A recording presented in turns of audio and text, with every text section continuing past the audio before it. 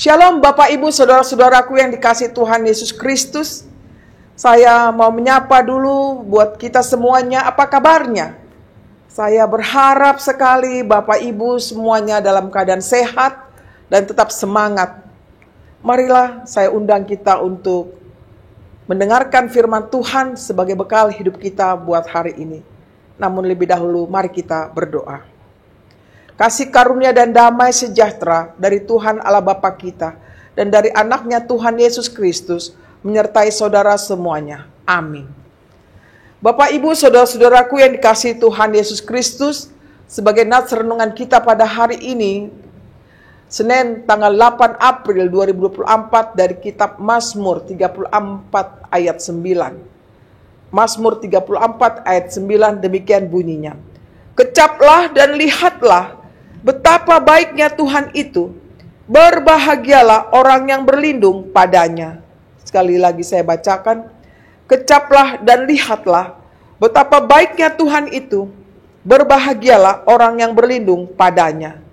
Demikian bunyinya.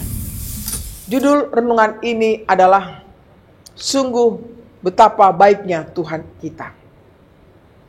Bapak Ibu saudara-saudaraku, betapa baiknya Tuhan itu untuk semuanya. Untuk saya, untuk saudara. Dan ucapan ini biasanya disampaikan orang yang sedang bergembira karena kabar sukacita yang didengarnya. Namun tidak demikian bagi Daud, saudaraku. Justru ia sedang dalam bahaya dan ancaman. Daud berkata, kecaplah dan lihatlah betapa baiknya Tuhan itu. Bukankah ini suatu hal yang sangat kontroversial? Bahwa kalau dikatakan betapa baiknya Tuhan itu, berarti dipikirin manusia bahwa hidup ini baik-baik saja. Padahal si pemazmur tidak demikian, dia mengalami banyak pergumulan. Saudaraku, Mazmur ini ditulis bukan saat Daud sesudah menjadi raja atau di posisi nyaman dia. Tetapi sebaliknya saat ia harus melarikan diri dan dikejar-kejar Saul yang berusaha untuk membunuhnya, saudaraku. Tragisnya lagi saat lari ke daerah Filistin, di mana raja Filistin yaitu Abimelek dapat mengenali dia yang telah membinasakan banyak perwira-perwira Filistin dan Goliat, sehingga raja itu pun berniat membunuhnya juga. Daud benar-benar dalam keadaan terjepit ketika berada dalam situasi berat sekali. Umumnya orang akan jadi kalut, takut, frustasi, sangat sedih.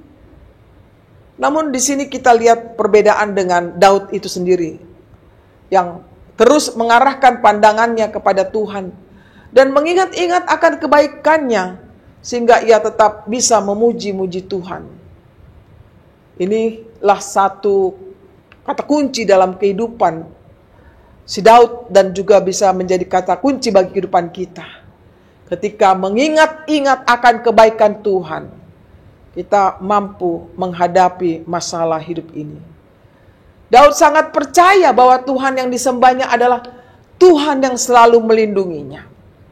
Karena itu dalam keadaan yang seakan tiada harapan, saudaraku, Daud selalu mengingat betapa baiknya Tuhan itu dan berusaha untuk mengecap segala kebaikannya. Dia tidak melupakan sedikit pun. Dia terus mengingat akan kebaikan Tuhan itu, sehingga Daud pun akhirnya lolos dari Abimelek. Kita bisa lihat di dalam Mazmur 34 ayat 1. Itulah sebabnya Daud berkata demikian, berbahagialah orang yang berlindung padanya.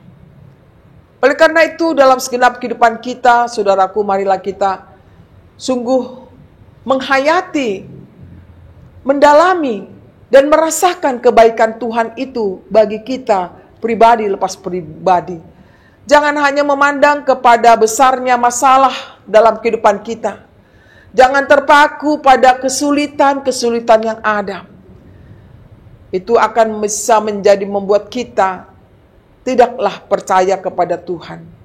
Tapi ajakan firman Tuhan pada saat ini adalah pandanglah Dia, Tuhan yang tidak pernah melepaskan tangannya untuk menopang kita, saudaraku. Jangan pernah bimbang atau kita katakan ragu untuk berpengharapan padanya, karena Dialah tempat perlindungan kita.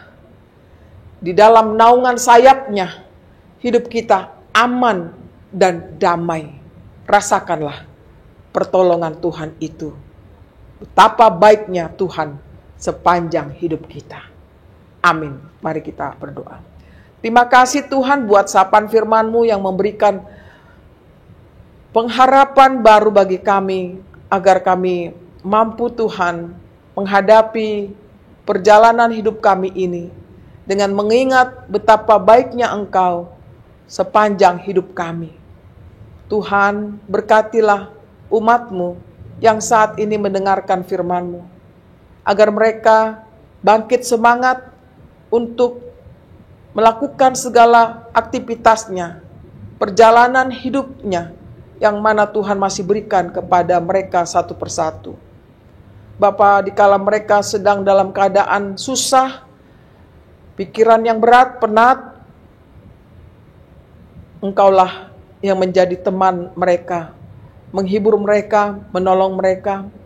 Bila mereka sedang sakit Tuhan, kiranya Engkau memberikan kekuatan dan kesembuhan. Bila mereka sedang di dalam keadaan masalah hubungan keluarga, biarlah Tuhan memberikan damai sejahtera, memberikan keutuhan di dalam rumah tangga mereka kembali. Demikian juga bagi mereka yang sedang dalam ekonomi yang lemah, Tuhan bangkitkan mereka untuk berpengharapan dan bekerja keras untuk memperoleh kehidupan ini Tuhan. Berkatilah seluruh para pimpinan gereja-Mu dimanapun mereka berada pada saat ini. Biarlah memimpin gereja-Mu dengan sebaik-baiknya dan takut akan-Mu. Demikian juga pemimpin bangsa dan negara kami Tuhan.